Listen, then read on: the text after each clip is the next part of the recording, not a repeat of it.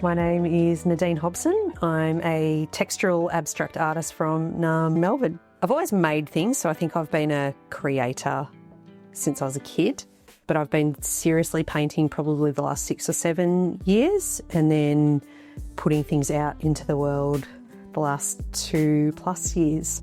I have this creative drive that I cannot quiet, so I need to do something with my hands. I need to make things, and it's a form of self-expression for me, so it's almost therapy in a way. It's better for everybody if I'm making things and I have time to create and make things and put colour down. It's meditative.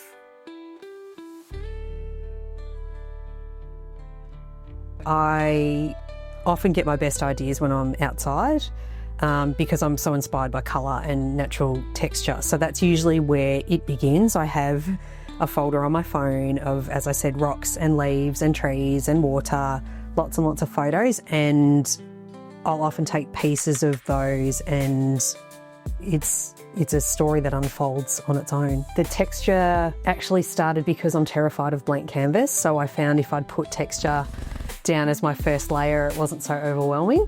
I used to make my own texture medium out of a plastering compound, but I've since found an Australian supplier that does a really great product, hugely flexible.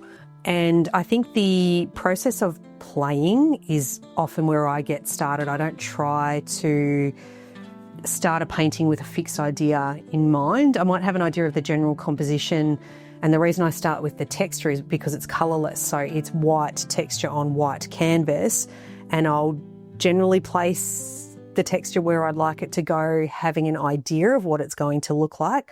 It's largely experimental for me as well, which helps keep me in that flow state, trying not to direct the outcome too much, because I find that if I try and do that, I don't get a really genuine result. And I like the story to evolve through the layers and find cool things. So I'm an acrylics gal. I'm far too impatient for oil paint. I use lots and lots and lots of diluted acrylic paint, acrylic ink. Sometimes I put sand in. There's just lots and lots of transparent layers, lots of putting down, taking off, paring it back, spraying with water, spraying with alcohol, using surfaces to pull paint off to get interesting patterns. And a lot of the time I actually don't know what I'm doing. It's just very experimental. It's not until I put colour down that I actually start to get the story coming through. I have this very obvious pull towards anything green and or blue and everything in between. Green and blue for me are the colours of nature, so the sea, the sky, the forest. I grew up in the hills as a kid, and I'm drawn to anything natural. I like natural textures and colours. I have a lot of photos on my phone of rocks and trees and ocean, and that's where I feel calmest. It's where I feel a real pull just to immerse and look and wonder. And I think anything in nature is ever changing, so there's no one moment where anything ever looks the same. And that's kind of what I try and capture as well. Blue and green, blue especially, is one of the biggest colours on the spectrum. There's so many shades, and it's incredibly calming and emotive as well. And I find that with green too. It's got that real sort of grounding element, and that's how I feel when I paint, and that's what I like to try and emulate in what I present as well. It's hard to tell when a painting's finished. I'll usually get it to a point where I'm happy with how it looks, the colours, the balance, enough contrast between the layers, but I'll usually sit and let them percolate a little bit. I'll keep them in the room for a few days and look at them in different lights. And if I've missed anything, I'll go back and fill in or add whatever I think. And then I keep going until I feel like the feeling that I'm trying to convey has been appropriately represented, or I feel like it looks balanced and I've put into it as much as I can and it's pleasing to look at. I like adding gold detail because I like a little bit of sparkle, but gold always feels a bit magical to me, and that I try and put into the pieces as well. I'm a bit of a daydreamer. I like anything that's not of this world, so I try and create a bit of a magical feeling in the pieces as well. So a little bit of shine, a little bit of sparkle. I always find that at the end, it provides a really great full stop. It's a nice way to add final detail to the pieces. Not all of them have gold, but I say to myself several times a day, just a little bit of gold would be lovely. And it adds that shiny, sparkly magic element for me and for the viewer too, I think. Explaining the unique details in each piece to people, I think when people are up close, they'll see that there's a lot of detail that sort of differentiates one from the other. And although I tend to use primarily blues and greens because I mix my own colours, they never come out the same anyway. So there will be similarities, I guess. But the texture itself, I can never do the same composition. It dries differently depending on the weather, so they will never come out the same. And those conversations will generally round out the explanation for people, but it's often when they get up close and then they go back that they'll see lots and lots of tiny details. And I even have people who have bought pieces who I've had subsequent conversations with who've told me that the pieces change in the light and they've found new things every time they've looked at it. And when the seasons change and we get different light, their pieces are different again. So it's kind of this ever-changing, living, breathing work for a lot of people, and for me too, which really you can understand when I tell you all about it. So each of my artworks is either inspired by or named after a song or a lyric from a song. Reason being is because I'm obsessed with music and I listen to music constantly.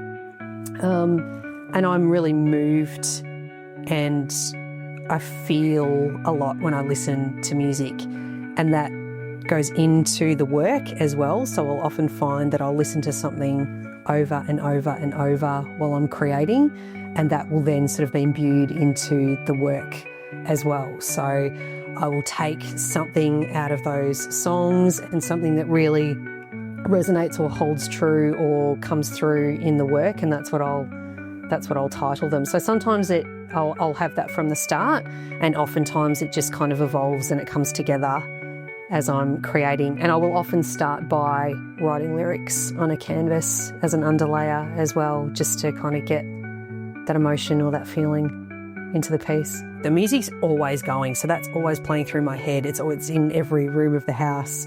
And I often have an earworm, so there's always something playing in my head. So when people ask me questions about my artwork, they'll usually lead in with, how do you do that? Or how long does it take? And it only takes a little question to spark a conversation, which I really like. So I'm not a gatekeeper. I am quite happy to tell people how I do things. I don't necessarily think I could reproduce any of my work because a lot of it is in flow state, but people are really interested. So they'll start off saying, how did you do that? And I give them a bit of an overview, and then we talk about inspiration and colour.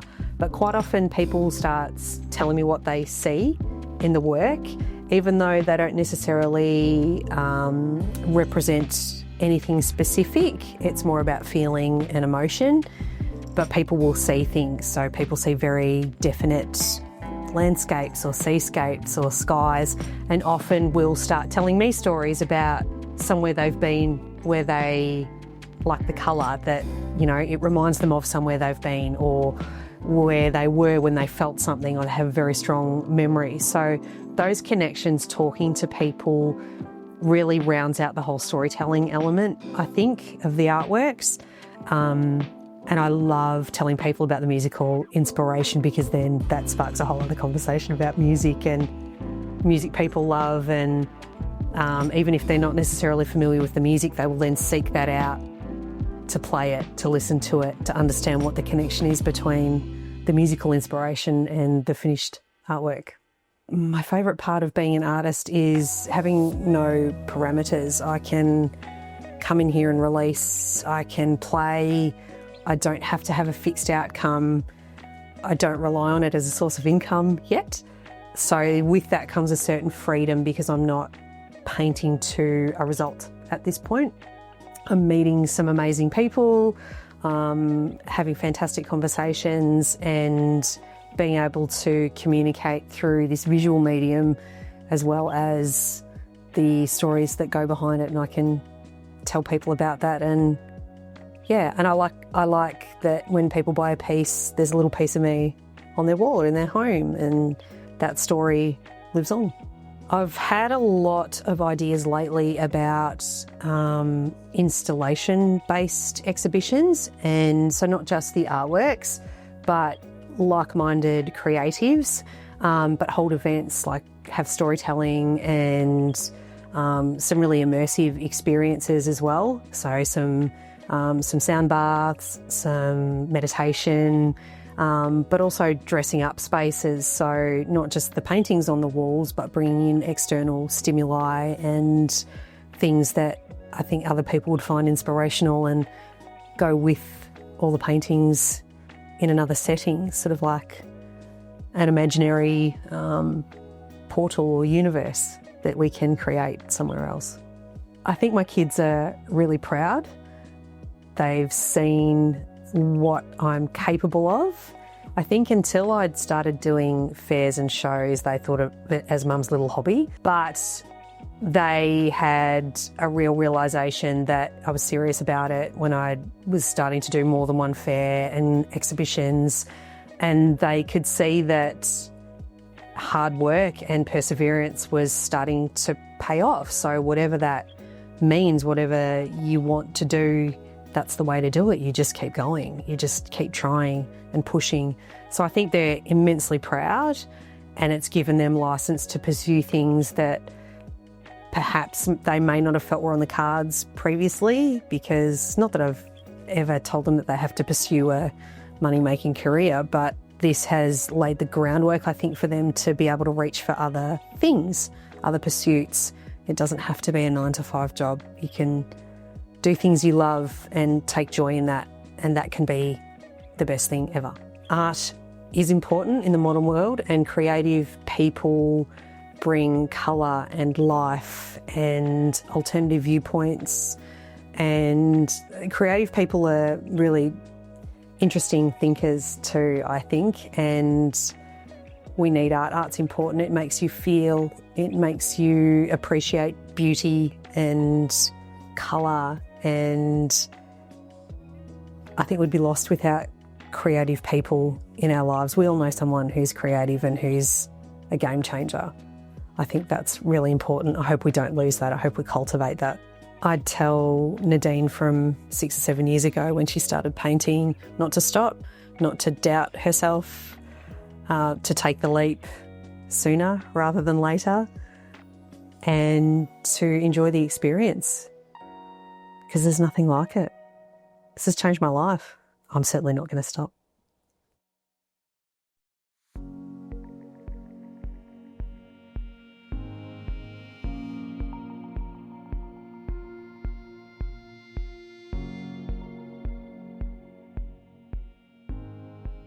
I would love to see you guys interview Roan. I can guarantee you would find some amazing perspective, understanding, and that's somebody that has done things their own way and had great success doing so. And he's an incredibly talented but very humble, lovely, unassuming guy, and I think you guys would nail it.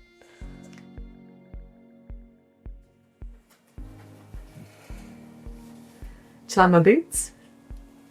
They let me fit healthy.